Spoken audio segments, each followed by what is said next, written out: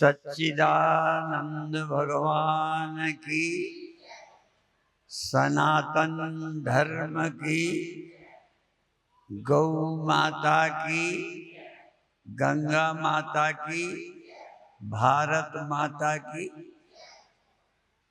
कभी कभी हम सोचते हैं इतने दिन से घूमते हमें हो गया, इतने कीर्तन हमने सुने हैं अलग अलग ढंग के, कि माने भारत कीर्तन की भूमि समझ। और जानते हो, दो व्यायाम बहुत अच्छे होते हैं, एक तैरने का भी और उससे भी अच्छा होता है नाचने का। नाचने में व्यायाम भी हो जाता है और हमारे रोम रोम खुशी से भर जाते हैं। हमारे शरीर को भी खुशी, मन तो है ही, शरीर भी खुशी से प्रभावित होता है। शरीर दुख से भी प्रभावित होता है। कोई दुख की बात सुनाओ तो लोग कहते हैं ये हमने कहा तो उसका चेहरा पीला पड़ गया, माने खून कब कहाँ गया? दुख से खून की गति रुक जाती है। इसीलिए कभी कभी दुख से अटैक भी होता है। अटैक तो खुशी से भी हो सकता है।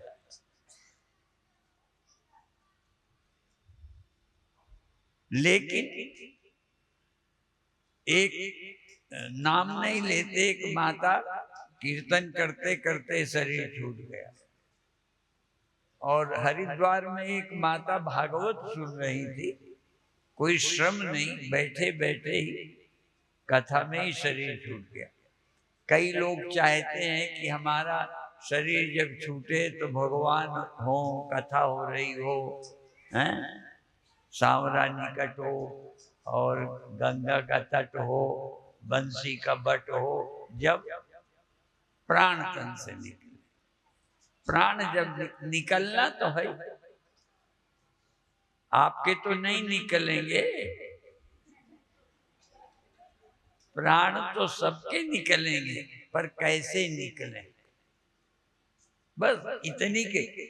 और परीक्षित के भी तो प्राण निकले, लेकिन कथा सुनने के बाद ऐसी मनोदशा हो गई कि प्राण निकलना दुख नहीं रहा।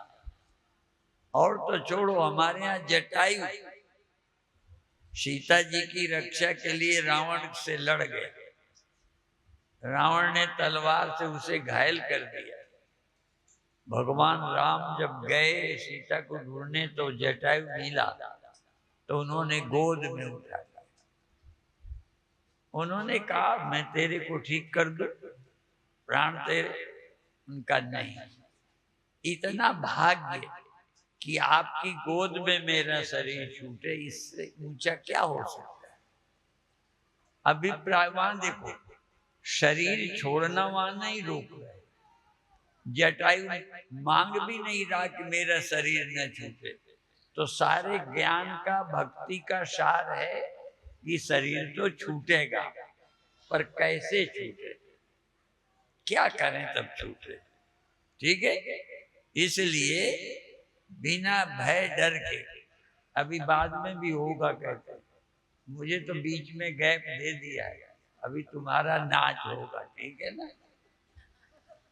तो इसलिए हम कह रहे हैं नाचो, और ये भी कहते नाचते नाचते भगवान मेरी शरीर छूट भी जाए तो क्या, छूटना तो है। पर लोग कहेंगे ये क्या हुआ फलाना। यही तो है, दुनिया के लोग मरने को बुरा मानते हैं, शरीर छोड़ने को। हम लोग शरीर छोड़ने को बुरा नहीं मानते। संत योग से ध्यान करते करते शरीर छोड़ते, इसीलिए कई बार संत शरीर छोड़ दें, आंखें बंद तो हो ही जाती हैं, बिठा देते हैं पलती लगा के कि स्वामी जी ने बैठे बैठे शरीर छोड़ा। हमारे यहाँ एक स्वामी दर्शनानंद जी वहीं रहते थे, व्यवस्था देखने लगे थे आश्रम की। 7 घंटे एक दिन पहले भोजन बंद कर दिया। हमने फूल से पूछा कोई कहने कोई संकल्प नहीं। 7 दिन पहले इन्हें आश्रम का हिसाब दे दिया स्वामी ज्योतिर्मयानंद जी को, और कुर्सी में बैठे बैठे कुर्सी से गिरे भी नहीं, शरीर छोड़ा। तो उनकी चर्चा, हमारे शिष्य हम चर्चा करते हैं क्या है, तो शरीर छोड़ने का तो ये शरीर नहीं छूटेगा, ये तो मोही अज्ञानी, शरीर तो छूटेगा। और हम तो कहते तैयारी रखनी चाहिए, भगवान का भजन करते, ध्यान करते, कीर्तन करते, नाचते, भगवान के दर्शन करते, शरीर छूट जाए। तो जटायु को कहने के बाद कहते नहीं मुझे नहीं। परीक्षित का भी यही है। सुखदेव ने पूछा कि मेरे बैठे सांप नहीं आएगा, बोलो मैं जाऊं कि बैठूं? तो परीक्षित ने कह दिया जाओ।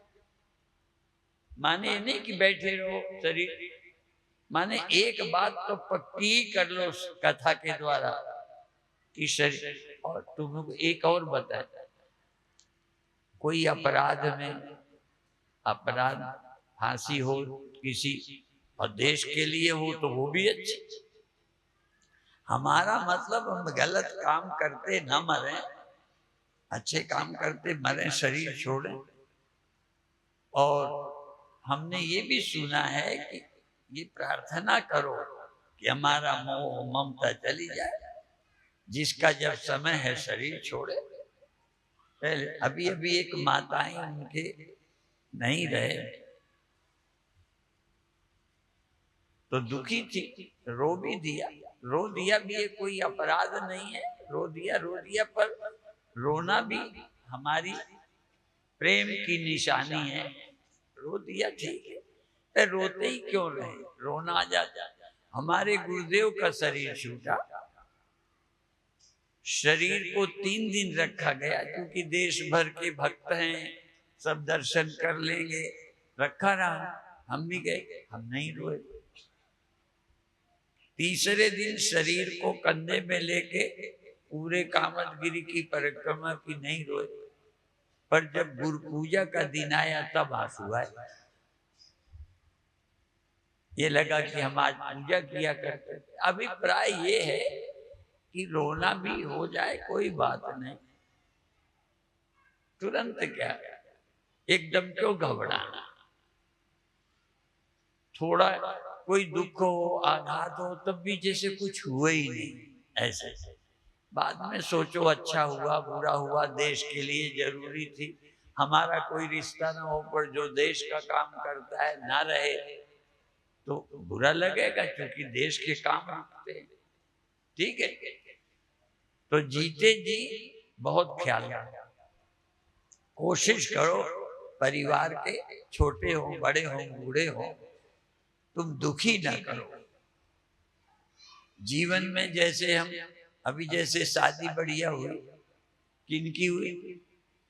भगवान की। ठीक है, अब उनकी अच्छी जोड़ी नहीं होगी तो और किसकी होगी? अभी गा रहे थे तो हम लोग तो चाहते हैं जोड़ी तुम्हारी भी अच्छी हो और अच्छी हो जानी चाहिए। जब शादी हो ही गई तो यदि कम अच्छी हो तो अच्छी कर लो। अच्छी का मतलब प्रेम से रहो, और क्या अच्छी होगी।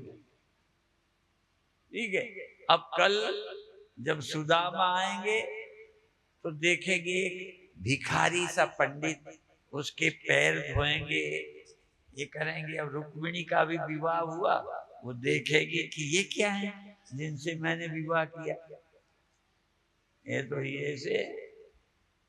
तब भी उनकी जोड़ी को फर्क नहीं पड़ेगा। हमारा मतलब ये है आपको भी देखना है। ऐसे ही राम भगवान आए तो शिव जी ने प्रणाम कर लिया, उनको नमस्कार किया सच्चिदानंद कह के। तो उनकी पत्नी को लगा कि मेरे पति छोटे, इनको प्रणाम क्यों करते। अभिप्राय है इन छोटी छोटी घटनाओं से अपना मन प्रभावित नहीं होना चाहिए। जहां भी रहते हो, हाँ?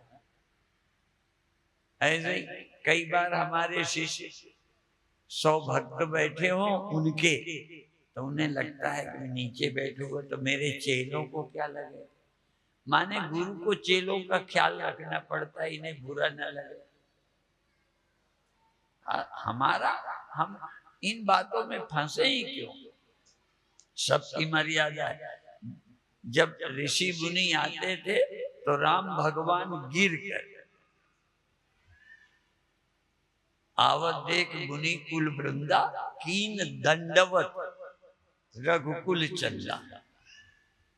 भगवान राम गिर के, हाथ नहीं जोड़ते थे, पैर में गिर के प्रणाम करते थे, उसको दंडवत, डंडे की तरह गिर के ऐसे।